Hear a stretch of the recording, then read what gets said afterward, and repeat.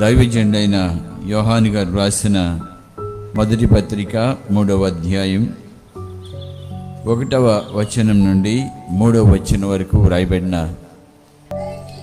వారందరికీ, వారి దేశస్థులైనా, ఏ భాషస్థులైనా, ఏ మతస్థులైనా, ఏ సాంప్రదాయం కలిగిన వారైనా, ఏ ప్రాంతీయులైనా, ఎవరైనా సరే, ఎంతమంది యేసుక్రీస్తును లోకరక్షకుడిగా, విమోచకుడిగా, ఆ దేవుని కుమారుడిగా, దేవుడిగా, రక్షకుడిగా అంగీకరిస్తారో వారందరికీ దేవుడిచ్చిన ఆ గొప్ప అతిశయం ఏంటంటే, వారు దేవుని పిల్లలు. ఎందరు తను అంగీకరించుదురో వారందరికీ, అనగా తన నామమున విశ్వసించిన వారందరికీ దేవుని పిల్లలగుటకు ఆయన అధికారము అనుగ్రహించెను.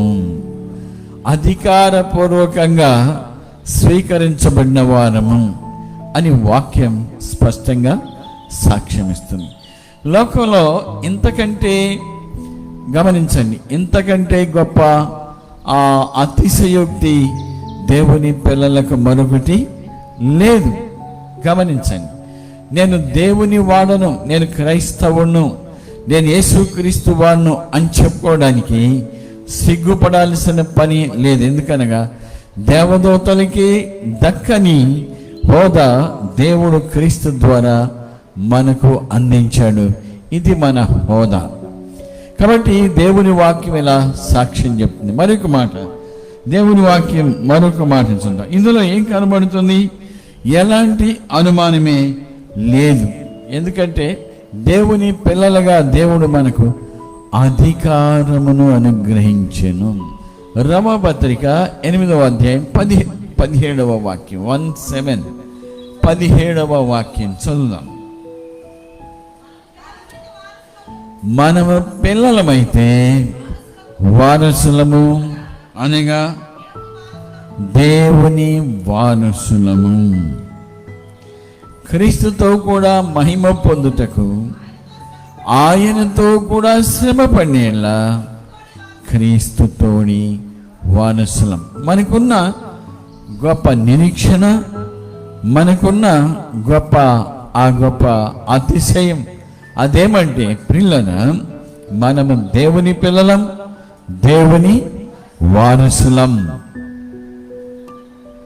కాబట్టి మన యొక్క స్థితి, మన యొక్క అంతస్తు అదెంతో ఉన్నతమైంది. భూమియు దాని సంపూర్ణతయు నావే అన్నాడు దేవుడు. కాబట్టి దేవుడేమి కలిగి ఉన్నాడో దానంతటి మీద మనకు హక్కు ఉంది. ఆయన అధికారంలో పాలుంది, ఆయన ఐశ్వర్యంలో పాలుంది, ఆయన యొక్క మహిమలో మనకి పాలుంది.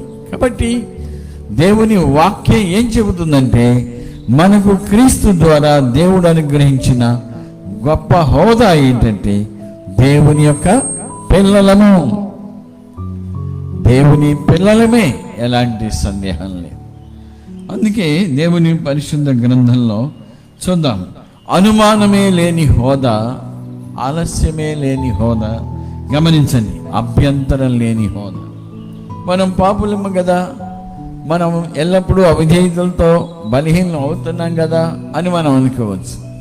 కానీ ఇవన్నీ ఎరిగిన దేవుడు మన స్థితిగతుల మీద డిపెండ్ అయి మనకి హోదా ఇవ్వలేదు. మన దేవుని వాక్యం చూద్దాం. హెబ్రీ పత్రిక 10వ అధ్యాయం 23వ వచనం చూద్దాం. వాగ్దానము చేసిన వాడు నమ్మతగిన వాడు గనుక మనము నిరీక్షణ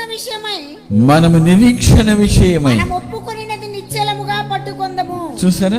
కాబట్టి ఏం కనబడుతుంది ఇక్కడ? దేవుని వాక్యం చెబుతుంది, మీకు వాగ్దానం చేసిన దేవుడు నమ్మకమైన వాడు.